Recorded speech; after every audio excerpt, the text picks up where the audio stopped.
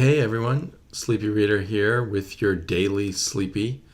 Doing a little screenshot this time. I wanted to show you two kind of random web pages that I wanted to talk about and had been meaning to point out for months now after I found them. This first one is as you can see, it's a website called DC Comics of the 80s, and I haven't explored it a lot, but there's this amazing letter from 1985 that was sent to Jim Shooter and other top people at Cadence at Marvel about DC's sales. And these, I believe, my understanding is these are sales from the from November 9, cover date November 1985 for the newsstand sales. And I'm not sure if this is at some point where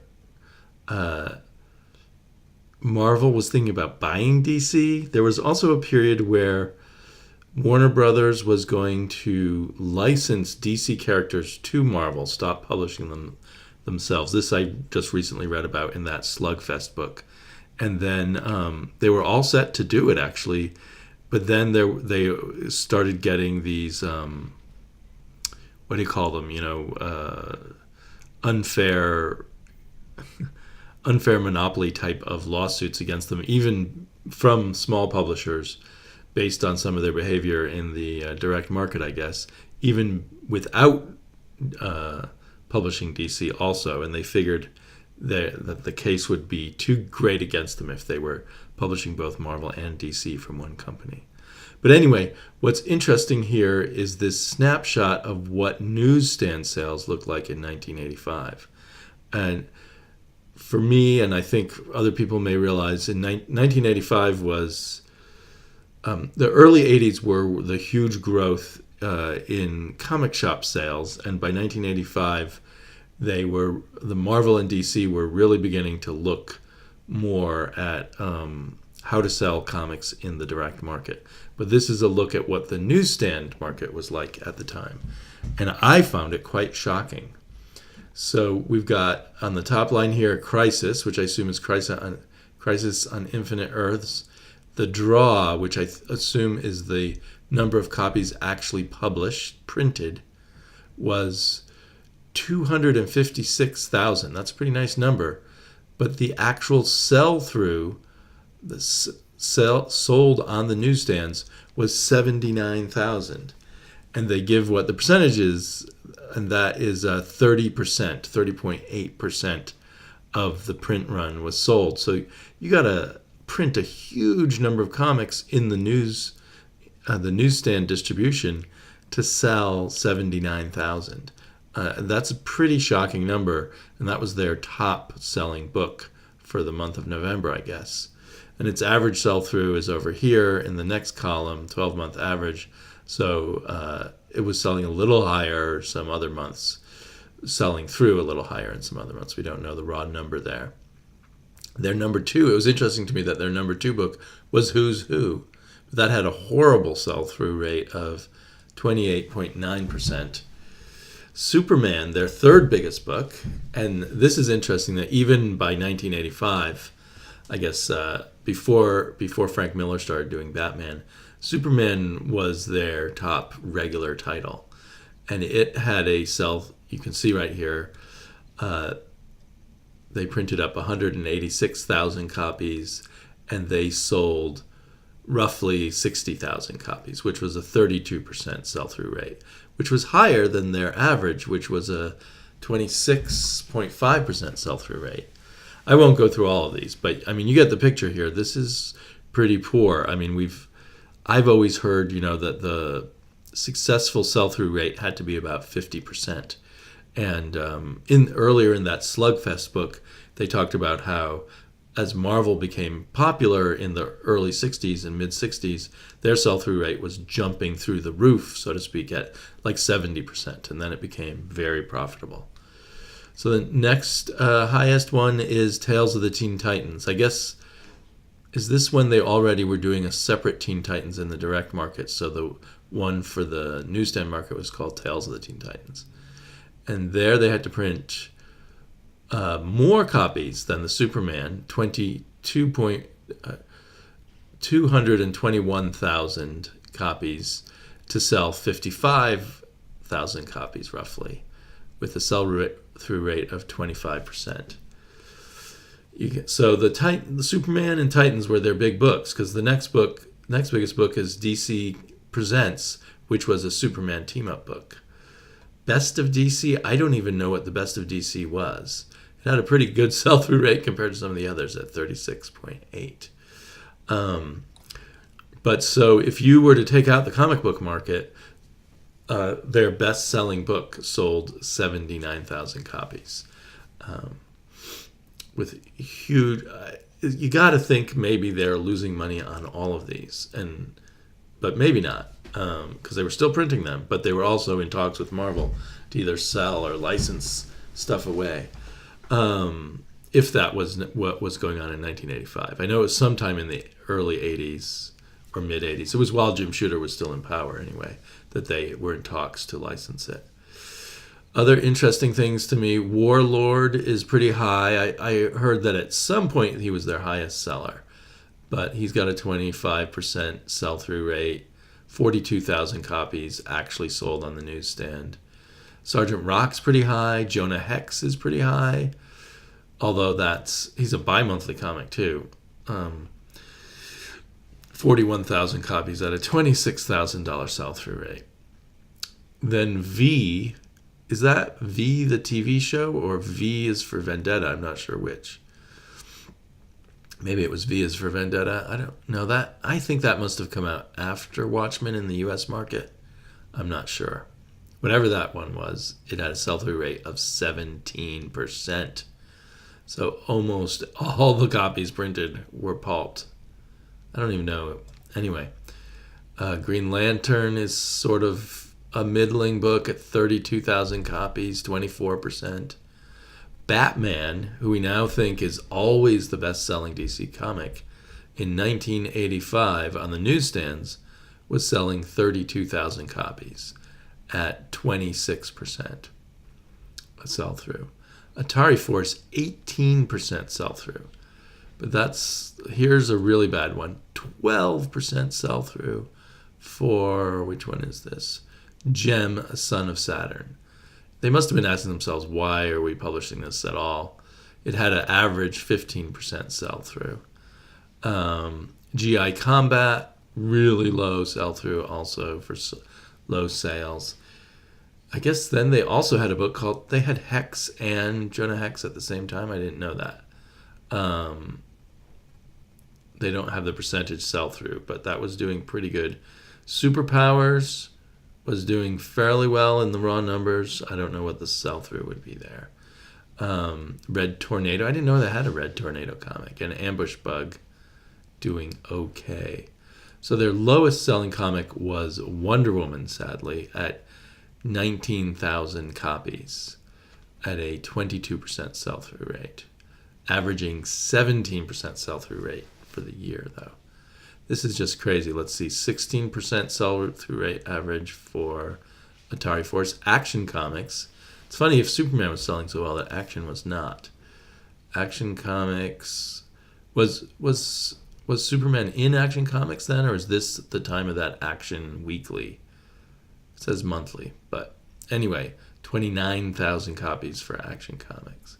Blue Devil, beloved by a few people I know here on YouTube, had a sell-through rate of 21%, sold roughly 30,000 copies.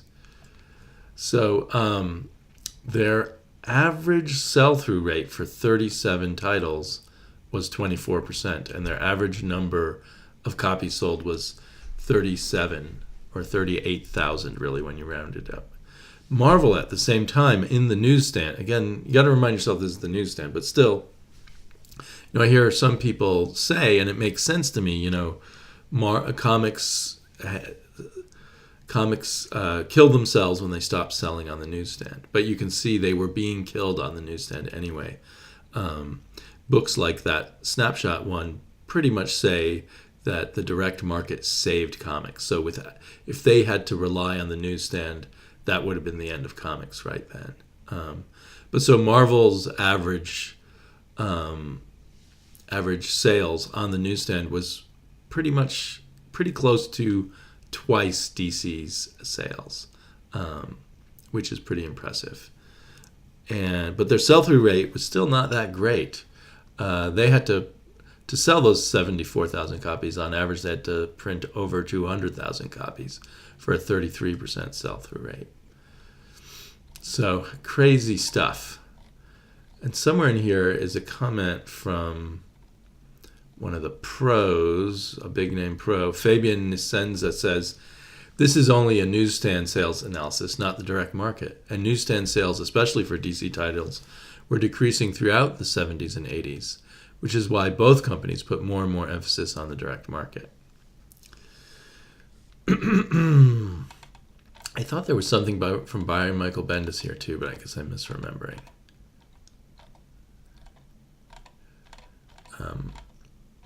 So anyway, I thought that's fascinating, and it really encapsulates why comics had to go to the direct market. This was no way to sell a product, selling 17% of what you print, and even though a lot of us probably in the 1980s were still casually buying at 7-Elevens and stuff, there weren't that many of us doing it anymore. Not compared to the golden days of the 60s, for instance, or the 40s. So completely different, but still in a nostalgic kick. This is crazy. So if you have read Jack Kirby's OMAC, you know that issue 8 ends on a cliffhanger with the world about to be destroyed or something like that. So I have discovered this, and I'm afraid to say I've only flashed through it so far. I want to sit down and actually read it on my iPad. But and showing this to you serves as my reminder. So someone made a fan version of OMAC. Don't sue us, just ask. Is this the end of OMAC? So this is the last issue special, kind of playing on the whole first issue special. And I just love these people for having done this and the amount of work that went into it. And it's pretty good when you think of a lot of post-Kirby work on Kirby's comics, like a lot of the art on Commandian stuff. This is just as good as any of that. Not Kirby's work on Commandy, but the post-Kirby work on Commandy. I'm very impressed. But I haven't read the story. But I'm excited to. Just the idea that I guess it's about a 15-page story. Wait. Excuse me. That doesn't look like the very end. So anyway, I will post links to both of these down below. Is there another? Continued in part 2. Okay, I haven't even looked at part 2 yet. This is so cool. If I had as much talent as these guys, well, obviously you make no money from it. I would love to make conclusions to lots of comics that never completed or didn't complete the way I wanted to. Let's go back and redo the Warlock story on Counter Earth or something like that. Crazy. I love this artwork. This reminds me at a very high level of fanzine fan art that I used to see as a kid, because a lot of people were trying to ape Kirby, of course, and doing a fairly good job of it, but still, of course, missing something. So yeah, what a wonderful who are the people who did this? I want to shout out their names on the rooftops. Does it say, do they have a credit box? No. Oh, inspired and dedicated to Jack Kirby, drawn by Deck Baker, written, inked, and lettered by David Morris. Have these people done anything else? Has anyone heard of them? Maybe it says somewhere here. They're UK fans who did this in 2002. Effectively the third part of Kirby's final story. So, yeah. And Jim Starlin kind of did his own sequel to it too, I guess. So anyway, check this stuff out. Now, at the end of that book, Slugfest, to sort of circle back to this whole issue of the sales, the end of that book, Slugfest, which I've been telling you about on and off in these daily vlogs, the book that chronicles the rivalry between Marvel and DC, it basically assumes that the direct market is dead, that floppy comics are dead. That I was kind of depressed at the end of it, and so it questions whether this whole issue of the rivalry between Marvel and DC will mean anything to future generations. But I like to think somehow, I know it's declining, but I like to think somehow the world of floppies or individual issues, even if they're digital, will be continuing for a long time now. It's just an interesting hotbed of creativity, I think. Even though a lot of crap and rush stuff can be produced, there's something about the single issues and that mode which gives comics an edge in a way over like a traditional novel kind of model where someone spends years by themselves without any interaction with their audience before releasing their 500-page tome.